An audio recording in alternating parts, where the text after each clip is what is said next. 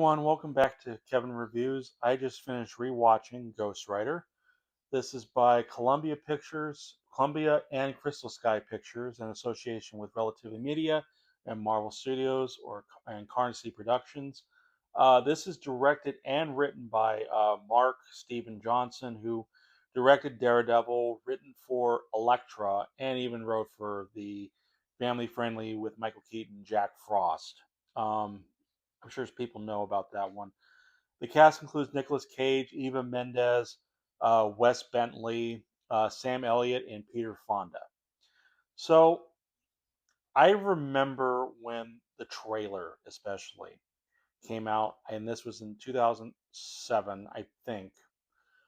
Um, I was still in high school at the time, and I was I was excited because I never once heard about Ghost Rider before, and the way the trailer um, does it, having little to no little dialogue or you know dialogue in it, and relying mainly on the music and um, and some of the action scenes that they include when Ghost Rider's transformed. Um, it got me pumping. It got me excited to see this. I especially the music involving when I think it's called Arcana by Immediate Music. Not exactly easy to find, but I really love the soundtrack for that particular part. Um, but I think the trailer is really good. Maybe I'll put a link below to for you to check out the trailer so you can understand what I mean. But maybe some or most of you have seen it before. So, but yeah, it's I think it's a really great trailer. But when the film came out, that is another story. It didn't do well for critics. I think audience liked it a little bit more than critics do, but I think even some know that it's not a great film, but I think people do have a soft spot for it. And when I remember seeing it, I remember having a soft spot for it. For pretty obvious reasons.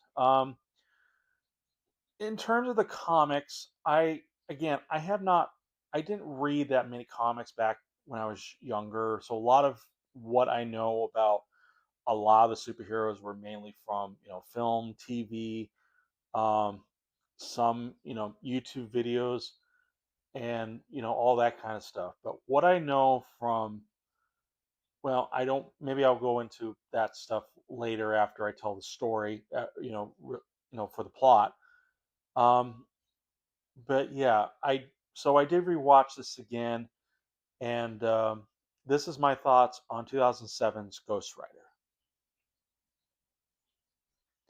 So the story goes is Johnny Blaze, played by Nicolas Cage, when he was younger, he was a stunt motorcycle driver, along with his father Barton Blaze, and they go. They're carnival folk. They do stunt shows.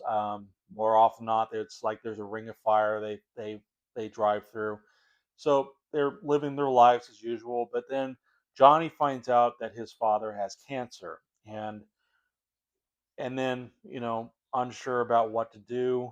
Doesn't even confronts his father about it.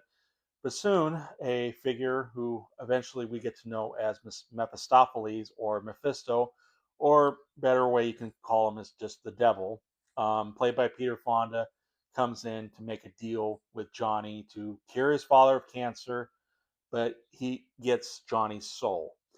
Um, Johnny agrees. I'm putting that in quotes. I'll go into that a little bit. Um, and so the he's contract is signed and stuff. So his father's cured of cancer, but later on, his father dies in a stunt accident, which again, story wise, it doesn't make sense. And so now Johnny is soul belongs to Mephisto, but Mephisto decides not only does he own Johnny soul, he basically turns him into the Ghost Rider, which he said he will need later. So Johnny Blaze grows up and becomes a world famous daredevil, and and then soon Mephisto comes back and basically tells him, "I need you to take that he needs Johnny to basically take down his son Blackheart, played by Wes Bentley. And so now Nicolas Cage is forced to be the devil's bounty hunter and turning into this flaming skull, um, mo- um, spirit of vengeance, the Ghost Rider. And that's basically it. There's also involving a contract, the contract that has 1,000 souls that particularly Peter Fonda and not Mephisto and Blackheart want. So that's that's going in. That's later. But in any case, rewatching again, like I said, I had a soft spot for it despite it not being that great. But rewatching again, I have a tiny soft spot, but not a huge one. I think this film definitely has not aged the greatest and has not held up well for me. Um, but it doesn't mean there isn't a lot of great stuff in it. And I will say, starting with the positives, anything involving Ghost Rider, where we see Johnny turn into this flaming skull, is awesome. I love it, even though maybe some of the effects don't always hold up, but it's always cool to see the flaming skull motorcycle driver just on screen doing all this stuff with a really, you know, awesome voice, demonic type voice, doing all these things, and it's really fun. And I mean, even the trailers, you see him like driving up a side of a building. Granted, I think other movies kind of did that. I think Batman with either Michael Keaton or Val Kilmer, I don't remember which, did something like that. But this was better, honestly. But that was really cool, and the way he gets down from it is really cool. Um, there's a lot of cool stuff in this, and it's that I think this honestly would has more views on YouTube than just the actual movie itself. There's just so much good whenever Ghost Rider is on screen, and it there's even other cool scenes in the when involving Ghost Riders, even past Ghost Riders. So yeah, there's a lot of cool stuff in there. Um, I will even say some of the acting's all right. It's good. I think Peter Fonda and Sam Elliott is more well known, though they don't have a ton of time dedicated to them. They're not on screen much, but what they do, what they're given, um, is fine. It's good. Um, After that, that's when things don't go as well. So here's the thing. I want to say first that um, Nicolas Cage's Johnny Blaze, I think, is not very good, and I think it's just the writing for him. Well, actually, before I get into Johnny Blaze, I will say the story, the way it's written, this is a PG-13 film, and unlike Blade, where that's rated R, it's allowed to go all the way with it. This one does not.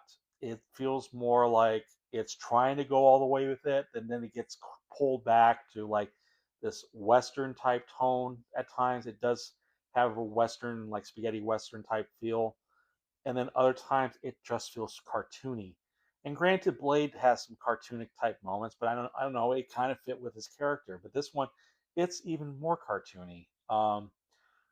With I think mostly implied with the writing. Some people how writing mainly, um, and the editing for that matter. There's just kind of some pretty goofy scenes in this, and yeah, I'm going back and let's go back to Nicolas Cage. I don't think Nicolas Cage is a great Johnny Blaze. Now, granted, I have not seen, nor have I read any of the comics of Ghost Riders of Johnny Blaze specifically to understand his personality more. But Nicolas Cage just kind of underplays for a majority of it, unless he's given opportunity to basically go nuts, which often Nicolas Cage is known for. Especially like in Face Off, for example, as Castor Troy. Um, even nuts with the Wicker Man movie remake with the not the bees. Um, so there's those type of freak outs. But here he doesn't really do a ton of it. There's like one moment that he does it, and that's when he transforms into Ghost Rider, and that's really that's really it's funny but really cool nonetheless. Um, but otherwise, yeah, he's not a good Johnny Blaze. Frankly, that's what I would say. He's not a good Johnny Blaze. You can have Rob Schneider be uh, you know be Johnny Blaze for the movie, and I'm sure when he turns into Ghost Rider, it would be an awesome visual of Ghost Rider. But um, because the effects are basically the main center of the film in terms of Ghost Rider. As but but Nicolas Cage just kind of underplays it. There's some cartoony moments where he likes watching certain videos that doesn't entirely make sense, but granted, with today's internet culture, that probably makes too much sense. I'm not sure. And then he drinks jelly bean. He eats jelly beans out of a wine glass. I mean, there's that. It's a bit odd. Uh, let's see. Eva Mendez as Roxanne Simpson. I'm sure she does fine, but frankly, she and Jo- and Nicolas Cage don't really have that great chemistry on screen, and for what they're given written, what's written that's given to them, it doesn't work necessarily. And there's some really weird moments, like she's waiting, she's waiting on for him on dinner, and she pulls out a lucky 8 ball, which I don't think really many people do. So it's very silly. Um, yeah, again, this is PG-13, so they're trying to keep it well within PG-13. But I think she does okay. Not great, not enough to really stand out, but okay. Um, Wes Bentley as Blackheart.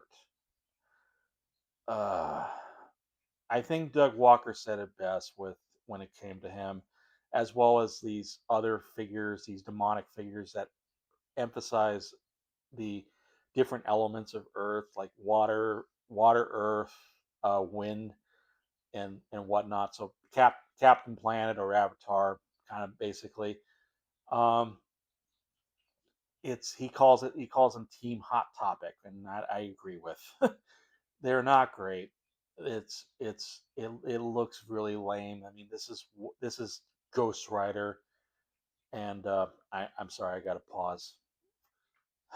Time limit. Any case, but yeah, I think Wes Bentley as Blackheart, and as well as the other these elemental demon type things are just lame. Ghost Rider takes them out pretty quickly. We don't even see much of their demon form except hints of it that kind of come out, and it's not effects don't look that great. And I don't know. It's like you remember Hellboy with Ron Perlman. I want to see that Ron Perlman face up against those type of creatures, similar to, I want Ghost Rider face up to those kind of similar creatures and not these humanoid looking demonic figures. It's just boring, and they're taken out pretty quickly. Um, I mean, it's done well. Like it's exciting nonetheless, but it's not. They're not interesting enough to follow. There's not a ton of time dedicated to make them interesting. They're just more like lackeys, and Wes Bentley's kind of more like he whines or complains quite a bit. So yeah, I think that's one of the weakest parts of the film. And Sam Elliott's fun. I think Sam most oftentimes Sam Elliott when Sam Elliott does a movie, he often does his best with what's given. Granted, not all the time. Ang Lee's the Hulk, for example, but um, I think he's fun. Just put on subtitles so you can hear him, so you can understand what he says sometimes. But but but yeah, I think Samuel does fine. So yeah, there's other parts of the story that don't make entire sense. I mean, um, especially Peter Fonda as Mephisto or the devil who makes these deals. Apparently, he's been making these deals involving, these other ghost writers, and and and sometimes they, and even this, he said there were even the flashback, the intro, they were talking about one ghost writer who just basically outran him, and even for the devil, that's pretty lame. And granted, I understand that for something, for in terms of the story and film, they have to, probably cut back. I mean, it's kind of similar like Superman, because we, as much as how powerful Superman is, and he's like really overpowered, we have to sometimes film, in terms of Hollywood and film, they have to cut him down, or basically kind of, you know, cut parts of him out to make him look weak so he can rise above or something like that. And this one, he's supposed to be the villain in, and while Peter Fonda does great, is very intimidating as Mephisto. Um, I don't know. Some of his actions, his choices don't make a lot of sense. Um, and even his how he got Johnny to basically sign the contract. Technically, in the film, Johnny doesn't sign the contract. He's more or less tricked, um, that into signing. So it wasn't by his choice. I think that could have been illustrated better. Maybe Peter Fonda could have, um, disguised himself better, and not be this incredibly intimidating figure, to basically kind of work that around. There's even like a scene where where you see his demonic or devil form like in a shadow, and it looks really lame, very cartoony. It's not good. I don't even, when that shows up, it's hard to actually consider Peter Fonda that scary, anymore, because if that's what he looks like, it's not scary anymore. Um, but again, this is a shadow, so but it's still pretty cheap looking. Um, there's some awkward scenes. The editing is another thing where, um, I think there are times where it does work. Like Ghost Rider has the power of a penance stare, where he looks at the criminal's eyes, and the pain that the criminals inflict on them, on their victims, comes back to them. It's like, looking in a mirror, and basically you feel the pain of the victims, and that's what Ghost Rider does, and it's often pretty cool. And the way it's edited with all these flames and images, it makes sense because it's chaotic. But then when we don't do that at times, it's it's all over the place. There's like a scene where even Mephisto and Blackheart are talking out in the park, and it has to cut like every so often, or make flashes to kind of like keep you guessing or moving, or try to make it intimidating, but it doesn't work. It doesn't allow for scenes to sink in, to make you feel like there's something going on. I don't know. The story about the contract they're trying to get is not that interesting, really. Um, yeah. And the other thing is, I ever since after seeing the movie Ghost Rider, after growing up, I am aware of certain things about Ghost Rider, that the film does not mention. Um, for one, when Johnny Blaze becomes a Ghost Rider, he's usually bonded by this demon called Zarathos, who is basic. If you think about it, this is basically like Bruce Banner and the Hulk, where now Johnny Blaze and Zarathos are bonded. Um, who eventually we learn later in the comics that he's actually a fallen angel, a spirit of vengeance. And I even looked this up, but even Johnny Blaze and Zarathos kind of fight with each other, and sometimes interact off with each other. And that would have been great to have in this one. I would have loved to see it, that kind of thing. I mean, we've seen in Hulk, but frankly, that would have been. I think it would have been really good for this one, especially. I also would have liked more scenes, maybe with Johnny Blaze and his dad, because there's only like a couple scenes, and then that just kind of it comes and goes pretty quick, so we don't really feel much about what happened to his dad. Um, uh, there's some weird moments. I mean, Johnny Bla- Johnny Blaze, when he becomes Nicolas Cage in the scene, it's like his first time transforming as the Ghost Rider, and yet there's not other times he's transformed. There's also, because now we have the sequel with Ghost Rider 2: Spirit of Vengeance. There's he's not he turns into Ghost Rider when there's evil nearby and only at night. Well, that Ghost Rider 2 removes that, so unfortunately. He's also supposed to be has all these books that involves demonology, which don't really come into play that much, except for one scene, but that's about it. Um, yeah, I yeah, I, had it maybe had also included Zarathos and Johnny interacting more with the demon, this fallen angel, spirit of vengeance, then that would have been something. I don't know.